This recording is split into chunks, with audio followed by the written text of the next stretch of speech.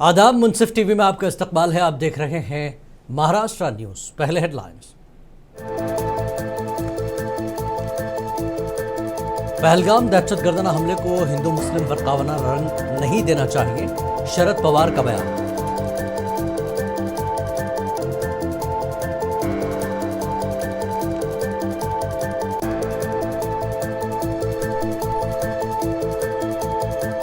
Shiv Sena UT के leader Sanjay Raut ने पहलगाम हमले के तनाजुर में मरकजी वज़ीर दाखिला अमित शाह से इस्तीफे का दोहराया मुतालबा।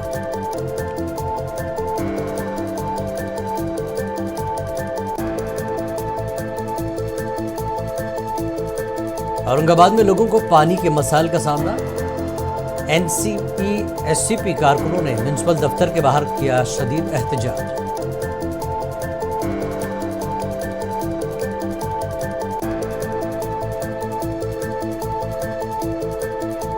वक्फ तरमीमी कानून के खिलाफ आज रात 9 बजे बत्ती गुल मुहिम। मुस्लिम पर्सनल लॉ बोर्ड ने तहरीक को कामयाब बनाने की अपील की।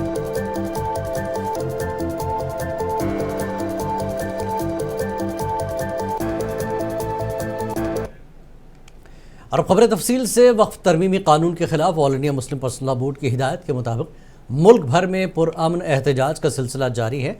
बोर्ड ने कहा कि एहतजाज का एक राइज तरीका थोड़ी देर के लिए रोशनी बुझा देना भी है। ये एक अलामत है कि हम जुल्म के ख़िलाफ़ हैं, हम बेदार हैं और अपने हक़ के हुसूल की जद्दोजहद के लिए पूरी तरह तैयार हैं। मुस्लिम पर्सनल लॉ बोर्ड ने तमाम मुसलमानों और मुल्क के इंसाफ पसंद शहरियों से गुजारिश की है कि वो आज रात 9 बजे से 9:15 बजे तक 15 मिनट के लिए अपने मकानों, दुकानों और दफातर और दीगर मकामात की लाइट बंद करते हुए इस एहतजाज में शामिल हों। बोर्ड ने सभी से बत्ती गुल तहरीक को कामयाब बनाने की अपील की है।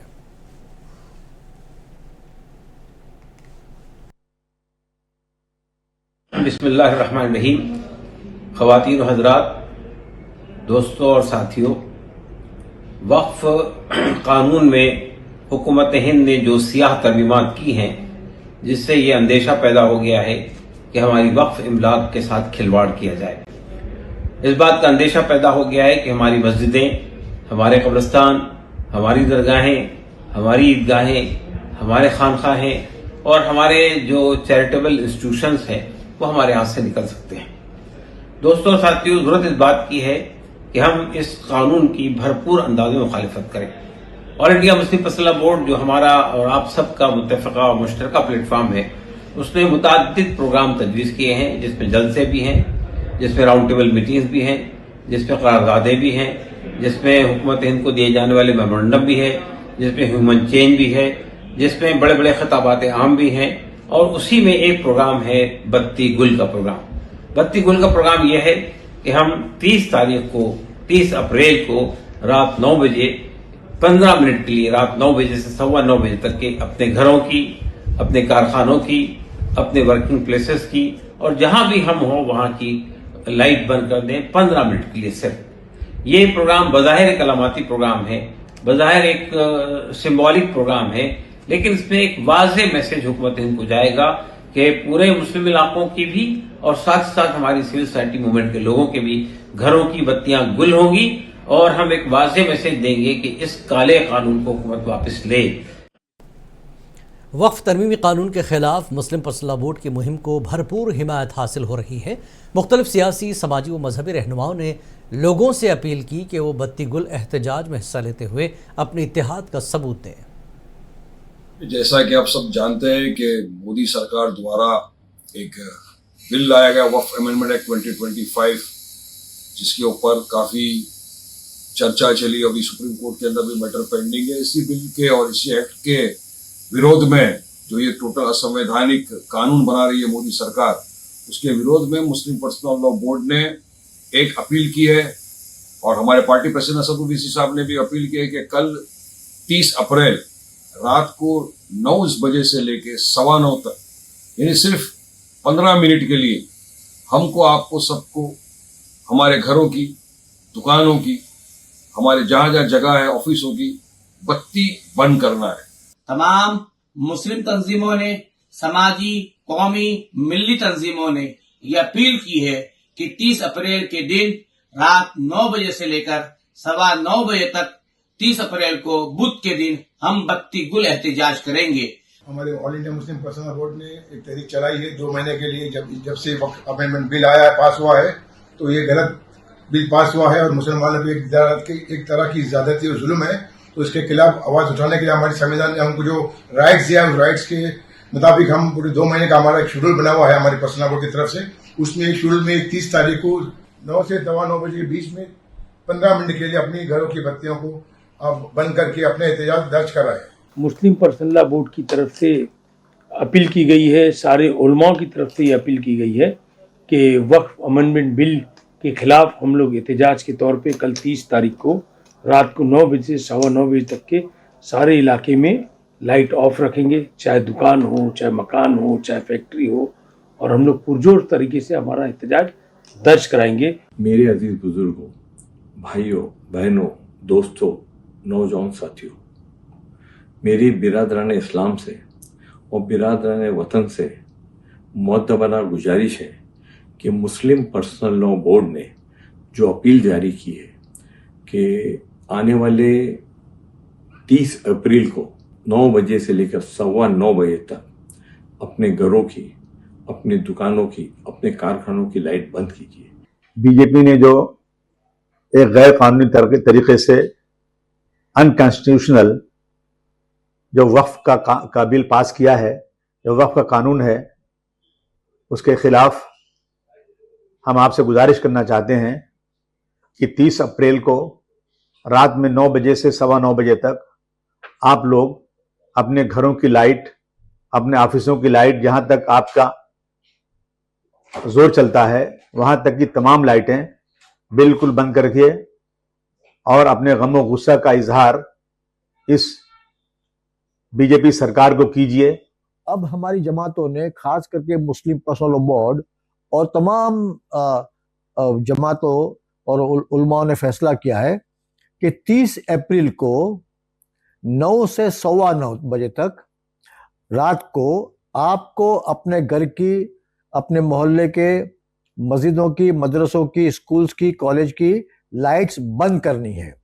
All India Muslim personal law board की जानिब से तमाम इंसाफ पसंद लोगों को ये अपील की गई है कि 30 तारीख को बुधवार के दिन 9 बजे से 9:15 बजे तक हमको एक ब्लैकआउट करना है, मतलब अपने घर, दुकान, कारोबार की लाइट 15 मिनट के लिए बंद। एनसीपी एससीपी सरबराह शरद पवार का कहना है कि रियासती हुकूमत को जम्मू कश्मीर दहशतगर्दाना हमले के तनाजुर में असम्बली का खुसूसी इजलास बुलाना चाहिए। इस मौके पर शरद पवार ने कहा कि जम्मू कश्मीर के दहशतगर्दाना हमलों के बारे में मेरे बयान को गलत अंदाज में पेश किया गया है। उन्होंने कहा था कि जम्मू कश्मीर के दहशतगर्दाना हमलों को हिंदू मुस्लिम फ़िरक़ावाराना रंग नहीं देना चाहिए। मरकज़ी हुकूमत को दहशतगर्दों के खिलाफ सख्त कार्रवाई करनी चाहिए।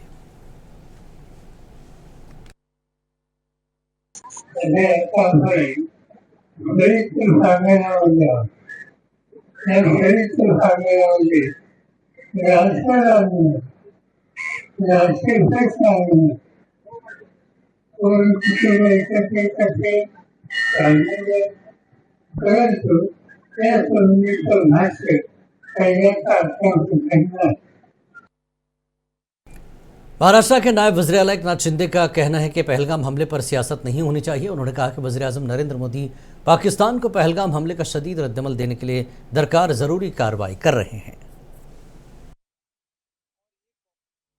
ऐसे समय में ऐसी राजनीति करना ये दुर्भाग्यपूर्ण है, इसकी मैं कड़ी निंदा करता हूँ। और ये कांग्रेस ने मोदी जी के बारे में ये टिप्पणी की है, ये निंदा की है, इसका भी मैं विरोध करता हूँ और इसकी भी कड़ी निंदा करता हूँ। क्योंकि जैसे ही ये आतंकी हमला हो गया, आदरणीय प्रधानमंत्री मोदी जी विदेश दौरा छोड़कर फिर अपने देश में आए, तुरंत उन्होंने बैठक ली और केंद्र सरकार के भारत के गृह मंत्री अमित भाई शाह जी को वहां पर भेज दिया। राजनाथ सिंह जी वहां गए और ऐसे समय पर भारत के प्रधानमंत्री यहाँ पर इतने गंभीरता से इस बात को लिया है, क्योंकि उन्होंने भी कहा है ये हमला जो है देश के, भारत के आत्मा पर है और इसलिए उन्होंने जो प्रक्रिया शुरू कर दी, कार्यवाही शुरू कर दी। अभी मैं ये आपको कहूंगा कि पहली बार देश के इतिहास में आजादी के बाद इतनी ठोस कार्रवाई, इतनी कड़ी कार्रवाई, इतने एक्शन को रिएक्शन ये देने का पहला मौका है। शिवसेना यूबीटी के लीडर संजय राउत ने मरकजी हुकूमत पर सख्त हमला किया। उन्होंने कहा कि हुकूमत महज ये कहकर अपनी जिम्मेदारी से नहीं बच सकती कि उसने फौज को फ्री हैंड दे दिया है। संजय राउत ने कहा कि आप सब कुछ फौज पर डालकर इस मसले से भाग नहीं सकते। उन्होंने मुतालबा किया कि वज़ीर आज़म को वज़ीर दाखिला से इस्तीफा लेना चाहिए। महाराष्ट्र बीजेपी के सदर चंद्रशेखर बावनकुले ने संजय राउत के रिमार्क्स पर शदीद रद्दमल का इजहार किया। उन्होंने इस यकीन का इजहार किया कि वज़ीर आज़म नरेंद्र मोदी ऐसा कदम उठाएंगे कि फिर किसी को मुल्क की तरफ आंख उठाकर देखने की हिम्मत नहीं होगी।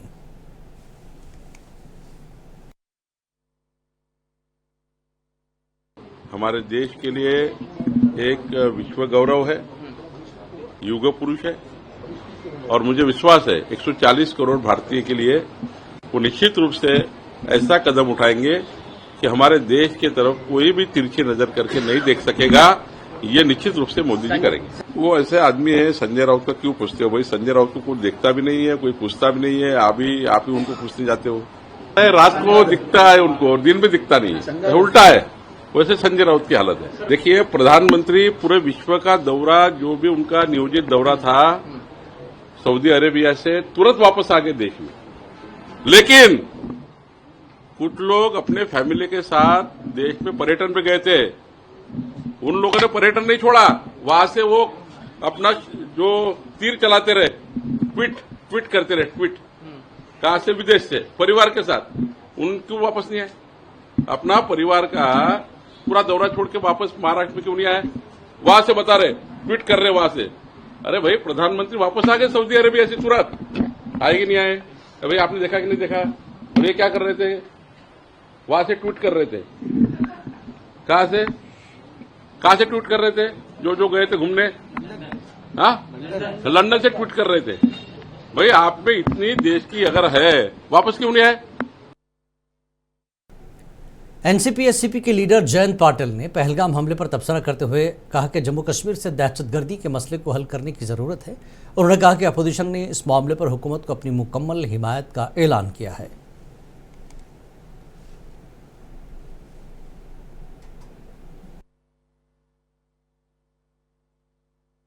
इसमें हम जात पात धर्म में अटकने के बजाय पाकिस्तान को कैसे सबक सिखाया जाए, इसके बारे में सोचने की बहुत जरूरत है। हमारे देशवासियों ने ये सोच रखने की आवश्यकता है कि हमारी लड़ाई पाकिस्तान से है, न इस देश में रहने वाले किसी आम आदमी से है। और इसीलिए मुझे लगता है कि सारे लोगों ने जात पात धर्म की बात बंद करनी चाहिए और हम पाकिस्तान को सबक सिखाने में क्या कर सकते हैं। हम पूरे देश ने, विपक्ष के सारे नेताओं ने इकट्ठा आके कहा है कि हम केंद्र सरकार को, भारत सरकार को सपोर्ट करते हैं और वो जो भी एक्शन लेगा उसको हम सपोर्ट करेंगे।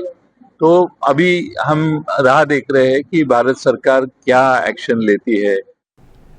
दिफाई उमूर की माहिर शिवाली देशपांडे का कहना है कि पाकिस्तान ने खुद एतराफ़ किया कि वो दहशतगर्दों की पुष्टपनाही करता है। उन्होंने कहा कि इस मरतबा पाकिस्तान को करारा जवाब दिया जाना चाहिए। पाकिस्तान के मंत्री ने खुद ने, जब उसने अग्री किया, एडमिट किया टेलीविजन पर, इंटरनेशनल टेलीविजन पर, कि हाँ हम आतंकवादियों को ट्रेनिंग देते हैं, उन्हें रसद पहुंचाते हैं, उन्हें एम्यूनिशन देते हैं, तो फिर और बचा ही क्या ये जानने के लिए कि पाकिस्तान ये कितना घिनौना काम करता है और पाकिस्तान कैसा आतंकवादियों को निर्माण करता है।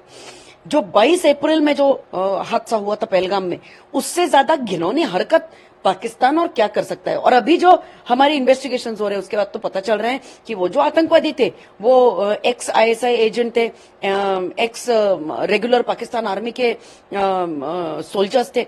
तो अगर आप सिर्फ आतंकवादियों को भेजते नहीं हो, आप अपने रेगुलर फौजियों को भी हमारे देश में भेजते हो, तो इससे ज्यादा और प्रूफ पाकिस्तान को क्या चाहिए। महाराष्ट्र हुकूमत ने दिव्यन भारती को मुंबई पुलिस का नया कमिश्नर मुकर्रर किया है। भारती 1994 बैच के IPS ऑफिसर हैं और वो फिलहाल मुंबई में स्पेशल कमिश्नर ऑफ पुलिस के तौर पर खिदमत अंजाम दे रहे हैं। भारती ने मुंबई में कई अहम पोस्टिंग पर काम किया है। वो मौजूदा मुंबई पुलिस कमिश्नर विवेक फांसलेकर 30 अप्रैल को रिटायर हो रहे हैं। एनसीपी एसीपी के कारकुनों ने औरंगाबाद म्यूनसिपल दफ्तर के सामने एहतजाज किया। मुजाहिरीन बल्दिया के गेट पर चढ़ गए और नारेबाजी की। उन्होंने कहा कि जिस तरह बल्दिया पानी के नाम पर आम लोगों को धोखा दे रही है, मुजाहिरीन का कहना है कि म्यूनसिपल कॉरपोरेशन की वजह से 300 करोड़ रुपए का पाइपलाइन प्रोजेक्ट आज 3000 करोड़ रुपए तक पहुंच गया है, लेकिन फिर भी लोगों को पीने का पानी नहीं मिल रहा। अगर म्यूनसिपल कॉरपोरेशन ने इस तरह लोगों को पानी फराहम न किया तो आने वाले वक्त में सख्त एहतजाज किया जाएगा।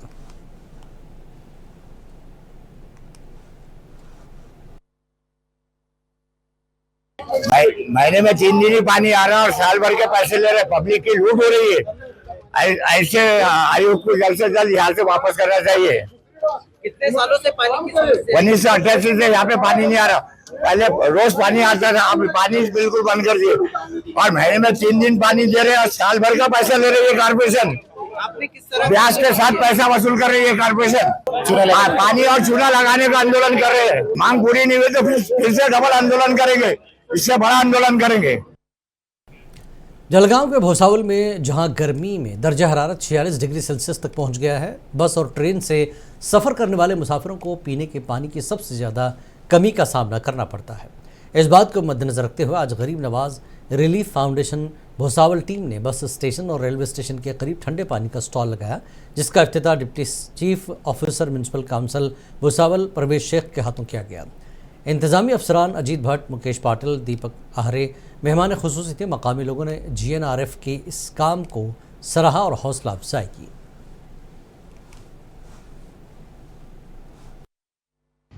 दावत इस्लामी इंडिया का वेलफेयर विंग गरीब नवाज रिलीफ फाउंडेशन, जिसका काम है उम्मत की खैरख्वाही करना, लोगों की मदद करना, परेशान हालों की परेशानियों को दूर करना। जी हाँ, हर सीज़न के हिसाब से हम काम करते हैं। जैसे ठंडियों में हम ब्लैंकेट डिस्ट्रीब्यूट करते हैं, इसी तरह से हम जहाँ ज़रूरतमंद होते हैं वहाँ पर राशन किट भी तकसीम करते हैं। अभी ज़रूरत है पूरे मुल्क में डिहाइड्रेशन और हीट स्ट्रोक को दूर करने के लिए पानी पिलाने की। अल्हम्दुलिल्लाह रब्बिल आलमीन, अब हमने ये बीड़ा उठाया है कि पूरे मुल्क अज़ीज़ हिंदुस्तान में हम लोगों को पानी पिलाएं और डिहाइड्रेशन से बचाएं। इसी सिलसिले में माशाअल्लाह करीम भुसावल में रेलवे स्टेशन पर, बिल्कुल रेलवे स्टेशन के प्रेमाइसेस में अल्हम्दुलिल्लाह अज़्ज़वजल ड्रिंकिंग वाटर स्टॉल का एहतमाम किया गया है। द रीज़न इज़ कि लोगों को हीट स्ट्रोक या डिहाइड्रेशन से बचाएं। ये सिर्फ भुसावल में नहीं बल्कि मुल्क के कई शहरों में, जैसे Tatanagar railway station, Ahmedabad railway station, CST railway station के करीब में, और इसी तरह से बहुत सारे railway station, LTT Lokmanya Tilak terminus पे भी इस तरह का काम जारी है। औरंगाबाद के आम खास मैदान में इंतजामी की जानिब से अचानक खुदाई का प्रोग्राम शुरू हो गया और इस अचानक खुदाई का अमल शुरू किया गया, जिस पर MIM के साबिक़ रुकन पार्लियामेंट इम्तियाज़ जलील की क़यादत में शदीद एहतजाज किया गया और काम को रुकवा दिया गया। कहा जा रहा है कि इस मैदान में महकमा PWD का दफ्तर बनाने का मंसूबा है। इस मामले पर हमारे नुमाइंदे मोहम्मद अजहरुद्दीन ने इम्तियाज़ जलील से तफसीली बातचीत की। आप देखिए तफसीली बातचीत, हमें दीजिए इजाज़त। आदाब। औरंगाबाद के आम खास मैदान में अचानक खुदाई का काम शुरू हो गया है। यहाँ पर साबिक़ MP इम्तियाज़ जलील साहब और MIM के कारकुनान मौजूद हैं। जानने की कोशिश करते हैं पूरा मामला क्या है। जी इम्तियाज़ साहब, क्या हो रहा है यहाँ? देखिए, आम खास मैदान जो है वो पुराने शहर का सबसे बड़ा ओपन ग्राउंड है, जहाँ पर सुबह से लेकर रात तक यहाँ पर बच्चे खेलने के लिए आते हैं। यहाँ पे फुटबॉल के टूर्नामेंट चलते हैं, क्रिकेट के टूर्नामेंट चलते हैं। नेशनल लेवल के ऊपर जो क्रिकेटर्स तैयार हुए हैं वो इसी मैदान के ऊपर खेल के तैयार हुए हैं। और वहाँ पर हमको ये बताया जा रहा है कि अचानक रातों रात यहाँ पर है तो धड़ल्ले से काम शुरू किया गया। काम क्या हो रहा है जब उनसे पूछा गया तो बताया गया है कि नहीं, ज़मीन लेवल की जा रही है करके। लेकिन मुझे ये जानकारी मिली थी कि यहाँ पर वक्फ बोर्ड के ऑफिसेस बनाए जा रहे हैं। मैंने PWD के अधिकारियों से बात किया तो PWD के अधिकारियों का कहना है कि वक्फ बोर्ड ने ही ये ज़मीन उनको दी है कि यहाँ पर वक्फ बोर्ड के 3 ऑफिसेस बनाए जाएंगे करके। सवाल ये पैदा होता है कि यही वक्फ बोर्ड है जिसने इस मैदान के ऊपर एक आलीशान स्टेडियम बनना चाहिए, अंतर्राष्ट्रीय स्टेडियम, जिसकी मांग यहाँ के शहर वासियों की थी। हमने जोर पकड़ा था और उसके बाद यही वक्फ बोर्ड ने NOC दे दी थी। और अब ये NOC अचानक कैंसिल करके यहाँ पर वक्फ बोर्ड के ऑफिसेज बनाने का जो धड़ल्ले से काम शुरू किया गया है, मेरा ठेठ आरोप है कि वक्फ बोर्ड के चेयरमैन, वक्फ बोर्ड के जितने भी मेंबर्स हैं, इसके अंदर कहीं ना कहीं कुछ ना कुछ धांधलियाँ किए हैं, जिसकी वजह से, वरना वक्फ बोर्ड की बेहिसाब ज़मीन यहाँ पर पड़ी हुई है। वो ज़मीन के ऊपर आप क्यों नहीं जाकर बना रहे हैं?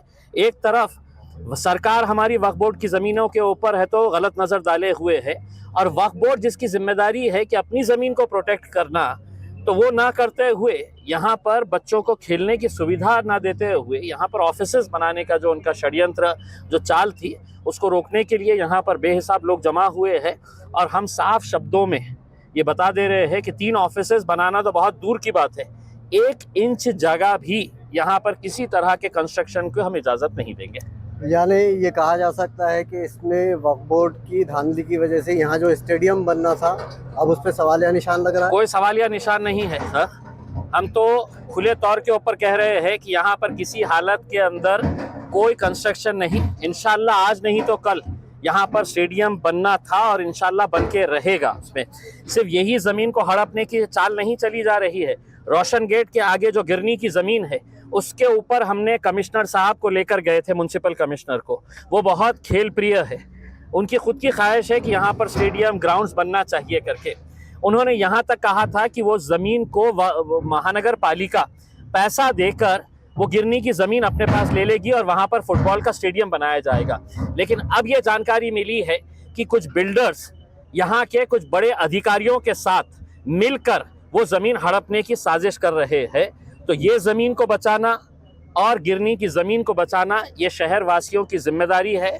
जो खिलाड़ू है, जो खेल खेलने वाले हैं, वो सब लोगों की जिम्मेदारी है कि ये ज़मीनों को हम बचाएंगे, वरना ये ज़मीन अगर चले गई तो शायद आगे चलकर हमारे बच्चों के लिए खेलने के लिए कोई जगह नहीं बचने वाली है।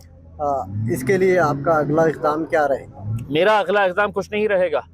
जो यहाँ पर इस ग्राउंड के ऊपर आकर खेलने वाले खिलाड़ी है, वही लोग इनके लिए काफ़ी रहेंगे, वही लोग इसको रोकेंगे। और अगर ज़रूरत पड़ेगी तो हर तरीक़े से जिस लहजे के अंदर इनको समझ में आने वाला है, चाहे वो PWD हो या वक्फ बोर्ड के पूरे मेंबर्स और चेयरमैन, उनको खुले तौर के ऊपर हम बता रहे हैं, जिस भाषा में तुमको समझ में आएगा उस भाषा के अंदर हम बात करेंगे। लेकिन यहाँ पर 1 इंच भी जगह तुमको किसी हालत में नहीं दी जाएगी। शुक्रिया साहब। साफ लफ्जों में कहा गया है कि वक्फ बोर्ड की 1 इंच जमीन भी किसी को नहीं दी जाएंगे और इसके लिए हर महाज पर लड़ा जाएगा। अजहरुद्दीन, मुंसिफ TV, औरंगाबाद।